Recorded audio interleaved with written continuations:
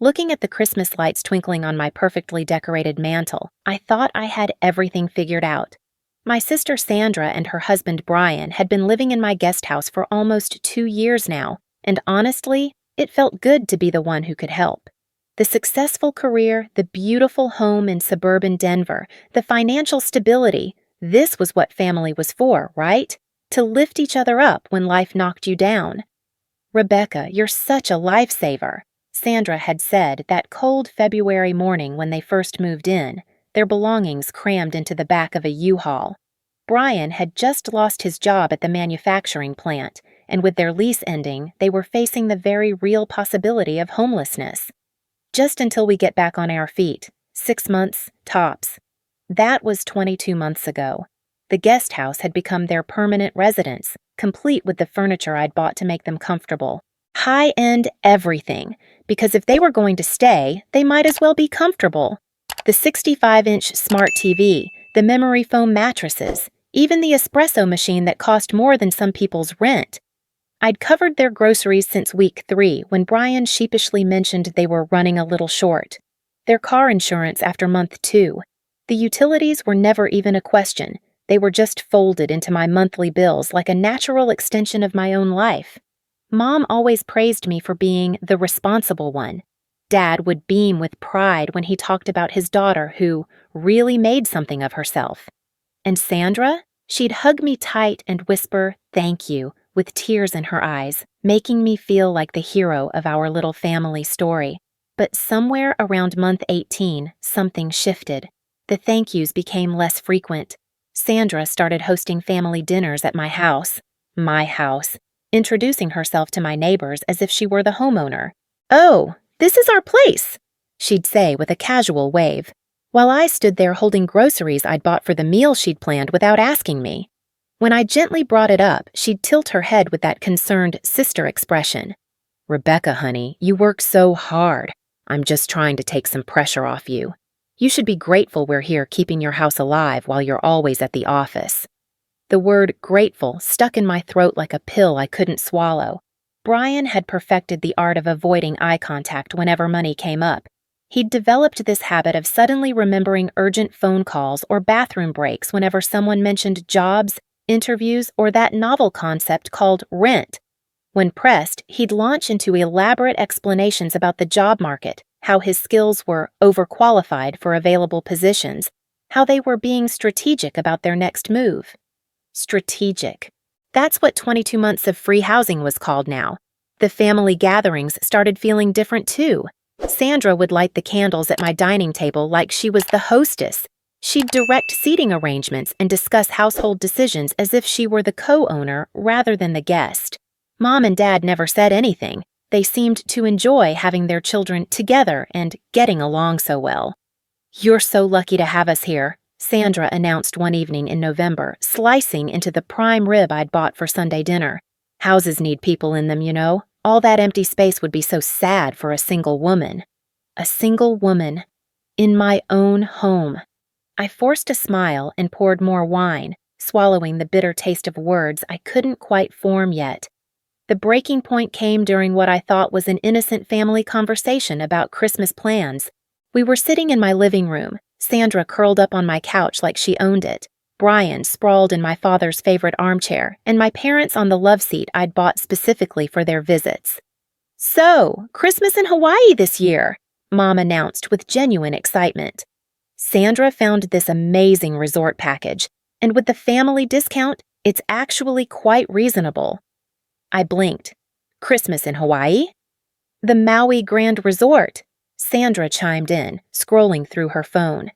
7 days, 6 nights. Brian found flights for everyone. We're booking tomorrow. Everyone. I looked around the room, noting the conspicuous absence of my name in this conversation about my family's Christmas vacation. "That sounds incredible," I said carefully. "What dates were you thinking?" An uncomfortable silence settled over the room like dust. Mom and Dad exchanged one of those loaded parental glances. Sandra suddenly became very interested in her phone screen. Brian discovered something fascinating about his fingernails. "Well," Mom started, her voice taking on that diplomatic tone she used when delivering bad news. We weren't sure if you'd be able to get time off work. You're always so busy, and Sandra mentioned that you'd probably prefer to stay home anyway. You know how you are about beaches. All that sand. I hate sand? Since when did I hate sand? I'd spent my college spring breaks in Cancun. I'd taken that amazing trip to the Bahamas just 3 years ago. When had my family decided I was the type of person who didn't enjoy tropical vacations? Actually, I love beaches, I said, my voice sounding strange and thin. And I have plenty of vacation time saved up. Another silence. This one felt different. Heavier, more deliberate. Sandra finally looked up from her phone, and her expression was that perfect blend of surprise and concern that I'd seen her practice in mirrors. Oh, well, the thing is, Rebecca, we've already gotten group rates for 4 people. Adding another person would mess up the hotel arrangement. We'd have to get a different room configuration and everything. 4 people. My parents, my sister, and her husband. The 4-person family unit that apparently didn't include me. I could get my own room, I offered, hating how desperate I sounded. The resort is actually booked solid, Brian added quickly, speaking to the coffee table rather than to me. Sandra checked. There's a waiting list and everything. Of course there was. I sat there in my own living room, looking at my own family, and felt like I was watching a play where everyone knew their lines except me. This wasn't a spontaneous conversation about Christmas plans. This was a carefully orchestrated presentation of a decision that had already been made. When did you all discuss this? I asked. Oh, you know how it is, Mom said with a nervous laugh. Ideas just develop naturally when families spend time together. Families spending time together. In my house, using my guest house as their meeting place. Planning vacations I wasn't invited to while eating food I'd paid for. We had a little family meeting last Sunday, Sandra admitted, as if this were perfectly normal. While you were at that work thing. That work thing? My company's charity gala, the one where I'd raised $15,000 for children's cancer research. The one I'd mentioned to them a dozen times, hoping someone might ask how it went. Why wasn't I invited to this family meeting? Sandra's eyes went wide with that innocent confusion she'd perfected since childhood. You were busy. We didn't want to bother you. Besides, it was just preliminary planning. Nothing was set in stone. Except for the group rates, and the booked resort, and the flights Brian had somehow already researched. I looked at my parents, searching for some sign that they understood how insane this was. Dad was studying his hands. Mom was rearranging the throw pillows that didn't need rearranging. So, you're all going to Hawaii for Christmas? I said slowly. And I'm staying here alone. You could visit Robert and Susan, Mom suggested brightly, naming my cousins in Minnesota. Or maybe take a nice staycation. Order some Chinese food, catch up on your shows. Chinese food and Netflix. While my family sipped Mai Tais on Maui. The worst part was how reasonable they all sounded. How they'd managed to frame my exclusion as consideration for my preferences and schedule. How they'd convinced themselves, and apparently each other, that I would naturally want to spend Christmas alone. I excused myself to the kitchen, ostensibly to check on dessert, but really to grip the edge of my granite countertop and remember how to breathe. Through the window, I could see into the guest house where Sandra and Brian lived rent-free. The lights were on, the expensive curtains I'd bought were drawn against the evening chill, and their life looked cozy and perfect from the outside. That night, after everyone had gone home, or rather, after my parents had driven home and Sandra and Brian had walked 50 feet to their free accommodation, I sat alone in my house and tried to understand what had just happened. My family had planned a Christmas vacation without me, not because of money. I made more than all of them combined. Not because of scheduling. I had more vacation time than anyone. Not because of space. I could afford my own room, my own flight, my own anything. They'd excluded me because Sandra wanted them to, and they'd done it while living in my house, eating my food and using my resources. I walked through my empty home, looking at the pictures on my walls, family photos where we all looked happy and connected. The expensive artwork I'd chosen carefully over the years. The furniture I'd saved for and selected with pride. Everything that made this house a home. Everything that represented my success and stability. None of it meant anything if the people I loved could sit in my living room and exclude me from Christmas without a second thought. That's when I noticed the credit card statement on my kitchen counter. The emergency card I'd given Sandra just in case. The one with a $5,000 limit that was supposed to be for true emergencies only. There, listed in neat black and white, was a charge from Tropical Travel Adventures, dated 3 days ago. $4,738. They'd booked the Hawaii trip with my money. My emergency credit card had funded my own exclusion from Christmas. I stood there in my kitchen, holding the statement, and felt something crack open inside my chest. Not my heart. That was still intact, though bruised. Something deeper and more fundamental. Some basic assumption about how families work, how love functions, how people treat the ones they claim to care about. For 22 months, I'd been telling myself that helping Sandra and Brian was what good sisters do. That family means sacrifice. That my success meant I had an obligation to lift up the people I loved. But standing there with that credit card statement, I realized I'd been funding a delusion. They didn't see me as family. They saw me as a resource. I wasn't Rebecca the sister, Rebecca the daughter, Rebecca the person with feelings and needs and desires. I was Rebecca the ATM, Rebecca the free housing provider, Rebecca the emergency credit card, Rebecca the one who could be excluded from Christmas because her only real value was financial. The tears came then, hot and angry and long overdue. I cried for the sister who used to call me just to talk before she needed something. I cried for the family dinners that used to feel like celebrations instead of performances. I cried for the parents who had raised me to believe that family loyalty was unconditional, but apparently that condition was writing checks. Most of all, I cried for the version of myself who had been so desperate to be needed that I'd confused being used with being loved. By the time the tears stopped, something had fundamentally shifted. The woman who had walked into the kitchen was someone who made excuses for other people's behavior, who swallowed disappointment and called it gratitude, who believed that keeping the peace was more important than demanding respect. The woman who stood up from that kitchen counter was someone else entirely. I looked at the credit card statement again, but this time I wasn't seeing betrayal. I was seeing evidence, documentation, proof of a pattern that had been building for almost 2 years.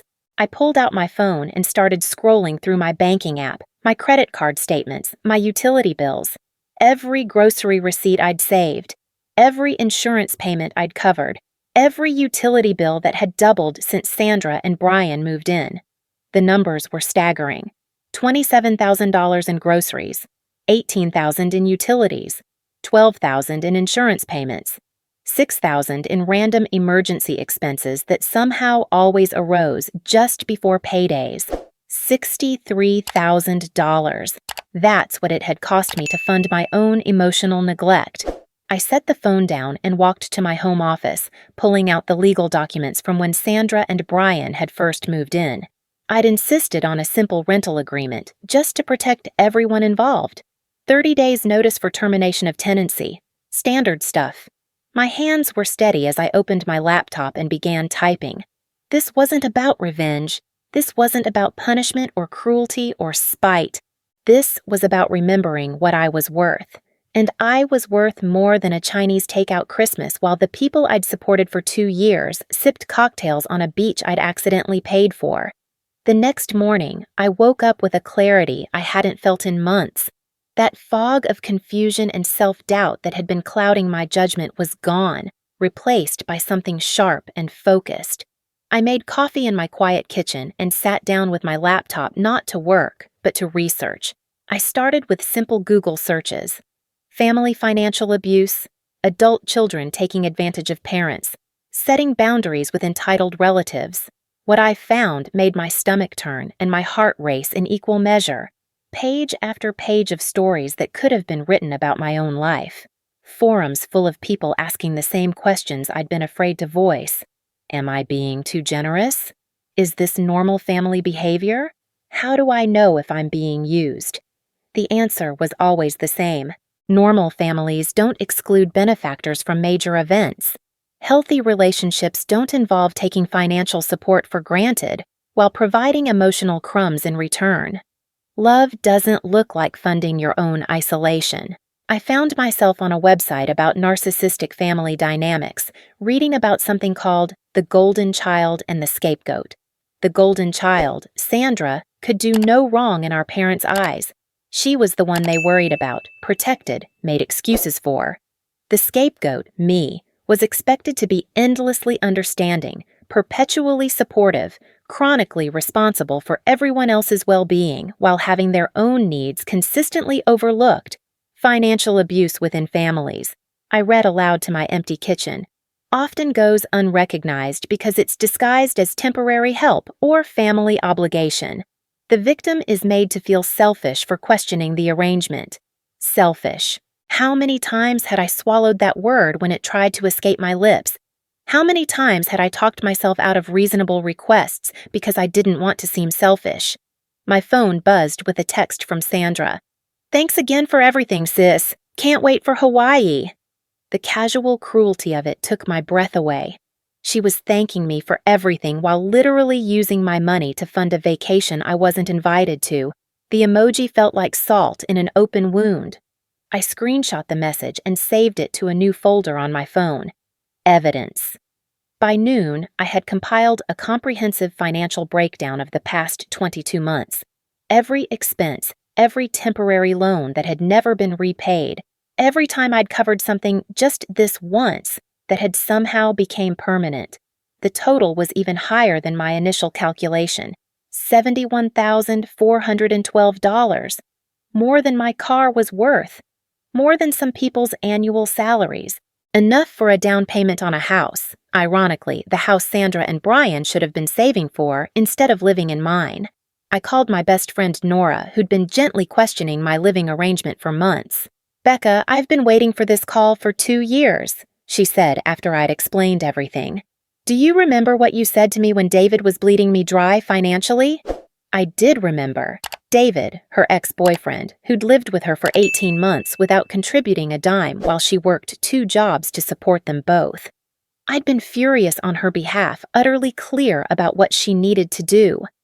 "I told you that love shouldn't cost you your peace of mind," I whispered. "And what else?"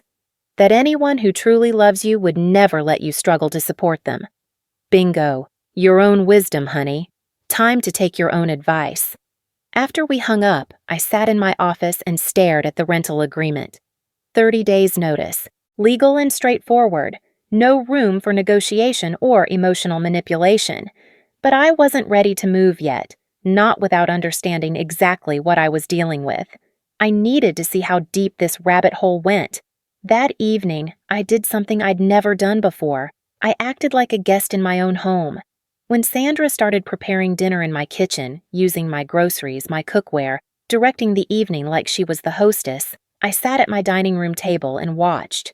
She moved through my space with the confidence of ownership, opening my cabinets without asking, seasoning my food according to her preferences, setting my table for 4 people even though she knew I'd be eating with them.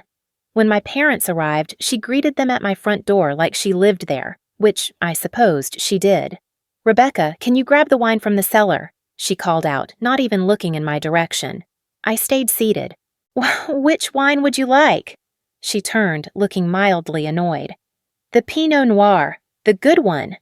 The good one. The $200 bottle I'd been saving for a special occasion. "I think we should save that one," I said calmly. Sandra's expression shifted just slightly, a flash of something cold before the concerned sister mask slipped back into place. "Oh, come on, Rebecca. Don't be stingy. It's just family. Just family. The family that was excluding me from Christmas. I'd prefer to keep it for a special occasion." This is a special occasion. We're all together. All together. Except when they'd planned their vacation without me. I got up and retrieved a $30 bottle instead. When I returned, the conversation had shifted to Hawaii logistics. Flight times, hotel amenities, restaurant reservations. They discussed these plans with animated excitement while I sat in my own dining room feeling like I was eavesdropping on someone else's vacation. "The snorkeling is supposed to be incredible," Mom gushed. "Sandra found this amazing tour company. And the luau on Christmas Eve." Brian added, speaking more than he had in months. It's going to be magical. Magical. Their magical Christmas that I was funding but not attending. What will you do for Christmas, Rebecca? Dad asked, and for a moment I thought he might actually be reconsidering the arrangement. I'm not sure yet, I said carefully. You could volunteer somewhere, Sandra suggested brightly. You know how you love helping people. Maybe a soup kitchen or something. Very meaningful. A soup kitchen, while they ate dinner on the beach in Maui. That night, after everyone had left, I found Sandra in the guest house kitchen, packing snacks into a designer bag I'd bought her for her birthday. Sandra, I said quietly, can we talk? She looked up with that radiant smile that had been getting her out of trouble since childhood. Of course! What's up? I saw the charge on my credit card for the Hawaii trip. Her smile faltered for just a second before brightening again. Oh, that! I was going to mention that. It was such a good deal, but they needed a deposit immediately or we'd lose the booking. I figured you wouldn't mind, since it's not like you're coming anyway. The casual dismissal in that last phrase hit me like a physical blow. Sandra, that was supposed to be for emergencies only. This was an emergency. The booking deadline was that night. I tried calling you, but you were at that work thing. I knew you'd understand. She had an answer for everything, a justification that almost made sense if you didn't think too hard about it. I need you to pay me back. Something flickered across her face. Annoyance, maybe, or calculation. Of course, as soon as we get back from Hawaii, Brian's got some really promising job leads lined up for January. January. Always January. Or next month. Or after the holidays. Or when things settled down. Sandra, you've been saying that for almost 2 years. Her expression shifted to hurt confusion like I'd slapped her. I can't believe you're bringing up money right now. After everything we've been through as a family. Money isn't everything, Rebecca. Money isn't everything. Easy to say when you're not the one paying for everything. I'm not trying to be difficult. I just think we need to discuss some boundaries. Boundaries? She said the word like it tasted bitter. Between sisters? Rebecca, that's so cold. Family doesn't need boundaries. Family supports each other. Family supports each other, but apparently only in one direction. I left that conversation feeling like I'd been twisted into a pretzel. Somehow, my reasonable request for repayment had been transformed into evidence of my coldness and lack of family loyalty. Sandra had a gift for making me feel guilty for having needs, but this time the guilt didn't stick the way it used to. Over the next week, I watched my family with new eyes. I noticed how Sandra redirected conversations away from topics that might make her uncomfortable: job searches, financial planning, future goals. I saw how Brian had perfected the art of being present but not engaged, contributing just enough to avoid being called out, but never enough to actually help. I observed how my parents treated Sandra's unemployment as a temporary setback requiring family support, while treating my success as a permanent resource requiring no acknowledgement. When had my achievements become so expected that they were invisible? The breaking point came exactly 1 week before their scheduled departure to Hawaii. I was in my home office working on a presentation for Monday morning when I heard laughter from the guest house. Loud, celebratory laughter that carried across the yard and through my windows. I tried to ignore it, but something about the tone made me curious. I walked to my bedroom window and looked out. Through the guest house windows, I could see Sandra and Brian with papers spread across my dining table, the table I'd bought for their use. They were holding champagne flutes, my champagne flutes, filled with what looked like my good champagne, celebrating something. I grabbed a jacket and walked across the yard, knocking on what had once been my own back door. "Rebecca!" Sandra beamed when she opened the door, slightly flushed from champagne. Perfect timing. We were just about to come tell you the good news. Good news. In my experience, Sandra's good news usually meant expensive news for me. Brian was at the table, grinning wider than I'd seen him smile in months. Between them were travel documents, hotel confirmations, and what looked like a restaurant reservation printout. "We upgraded the Hawaii trip," Sandra announced, practically bouncing with excitement. "Instead of the regular hotel rooms, we booked the oceanfront suites. And we added 3 extra days." Oh, and we got reservations at that celebrity chef restaurant on the resort, the one with the 6-month waiting list. My mouth went dry. How much did that cost? Don't worry about it, Brian said quickly. We put it on the emergency card. But Rebecca, you should see these suites. They're incredible. Private beaches, butler service, infinity pools. They'd upgraded their vacation, with my money, while excluding me from the original plan. How much? I repeated. Sandra's smile dimmed slightly. It's an investment in family memories, Rebecca. You can't put a price on that. I need to know how much you spent. The silence stretched between us like a taut wire. Finally, Brian mumbled something to his shoes. What? 12,000, he said, louder this time. But it's a once-in-a-lifetime experience. $12,000, on top of the original $4,700. Nearly $17,000 total charged to my credit card for a vacation I wasn't invited to. I felt something snap inside my chest. Not break. Snap. Like a rubber band that had been stretched beyond its limit. You spent $17,000 of my money on a vacation I'm not invited to. Rebecca, you're being dramatic, Sandra said, but her voice had lost its warmth. You said you probably wouldn't want to come anyway. You hate crowds and tourist stuff. When had I ever said I hated tourist stuff? I'd been to Europe twice, taken Caribbean cruises, spent weekends in Vegas with friends. When had my family decided I was some kind of hermit who preferred isolation to adventure? I never said that. Well, you didn't seem interested when we brought it up. Because you brought it up as a done deal that didn't include me. I looked around at the guest house. My guest house. At the expensive furniture I'd bought to make them comfortable. The art I'd chosen to make the space feel welcoming. The champagne they were drinking to celebrate spending my money without me. I want you out, I said quietly. What? Sandra's laugh was sharp and disbelieving. I want you out of my house, both of you. You have 30 days. The color drained from Sandra's face. Rebecca, you can't be serious. I've never been more serious about anything in my life. But we don't have anywhere to go. Brian's still looking for work. You have $17,000 worth of vacation upgrades. I'm sure you can figure something out. That money is already spent. Yes, it is. On a vacation I'm not invited to. Brian stood up, and for the first time in months, he looked me directly in the eye. Rebecca, be reasonable. It's almost Christmas. Yes, it is. Christmas that you're spending in Hawaii while I stay home alone with Chinese takeout. We invited you to think of alternatives. You excluded me from my own family's Christmas and then spent my money to upgrade your experience. The reasonable person in this conversation is not me. Sandra's concerned sister expression was completely gone now, replaced by something cold and calculating. Mom and Dad are going to be so disappointed in you. Let me worry about Mom and Dad. You're being incredibly selfish, Rebecca.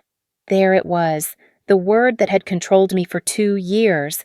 You know what's selfish, Sandra? Living rent-free in someone's house for 2 years and then excluding them from family events. Spending someone's emergency money on vacation upgrades without asking.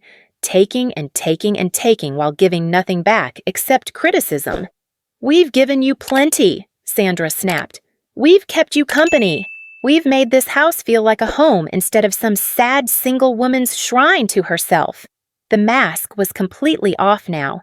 This was what Sandra actually thought of me, my life, my home. A sad single woman's shrine. 30 days, I repeated. I'll have formal notice delivered tomorrow. I turned and walked back to my house, my real house, leaving them standing in the guest house with their champagne and their travel documents, in their suddenly uncertain future. For the first time in 2 years, I locked my back door. The next morning, I woke up to 17 missed calls and 43 text messages. My parents, Sandra, Brian, even some cousins I barely talked to. The family phone tree had been activated, and apparently, I was the emergency. The messages ranged from pleading to angry to manipulative. Mom wondering if I was going through something that was making me act out. Dad disappointed that I would threaten family over money. Sandra alternating between tearful apologies and accusations of heartlessness. But the one that made me laugh out loud, actually laugh, was from Brian. This is really going to mess up our Hawaii trip. Their Hawaii trip. Still their trip, even after everything. I turned off my phone and called a lawyer. By noon, formal eviction notices had been served. 30 days, as specified in the rental agreement they'd signed. Legal, binding, and immune to emotional manipulation. The next few days were a masterclass in family dysfunction. Sandra tried everything in her playbook: tears, anger, guilt, manipulation, threats, bargaining. She brought Mom and Dad over for an intervention where I was supposed to realize I was being unreasonable. "Rebecca, honey," Mom said, settling into my living room like she was about to negotiate a hostage situation. "Sandra says you're upset about the Hawaii trip. We had no idea you wanted to come. You should have said something." "I did say something. I asked about it and you told me the resort was fully booked." "Well, we thought you'd prefer to have some quiet time. You work so hard." "Mom, they spent $17,000 of my money on a vacation I wasn't invited to." Dad shifted uncomfortably. "Now, Rebecca, family helps family. You've been blessed with success, and with that comes responsibility." "Responsibility? To fund my own exclusion, apparently." "What's my responsibility here, Dad? To pay for everything and ask for nothing in return?" "To be grateful for the family you have," Sandra interjected, tears streaming down her face. "Some people don't have sisters who care about them." "You're right," I said quietly. "Some people don't have sisters who care about them. I'm starting to think I might be one of those people." The silence that followed was deafening. They left that evening with a new strategy. Economic warfare. Mom called to tell me that Sandra was having panic attacks and couldn't eat because of the stress I was causing. Dad mentioned that Brian was looking at his options, which might include bankruptcy. Bankruptcy that would somehow be my fault. But Sandra's final gambit was the most revealing. She called me at work, crying so hard she could barely speak. "Rebecca, please. I'm begging you. I'll do anything. I'll get a job. I'll pay you back. I'll invite you to Hawaii." She'd invite me. To my own family's Christmas, funded by my own money. "It's too late for that, Sandra." "It's not. We can add you to the booking. It'll cost more, but—" "With what money?"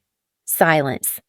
"Sandra, do you understand what you just offered me? To graciously allow me to join the vacation I'm already paying for, as if you're doing me a favor?" "That's not—" "I didn't mean—" "Yes, you did. That's exactly what you meant.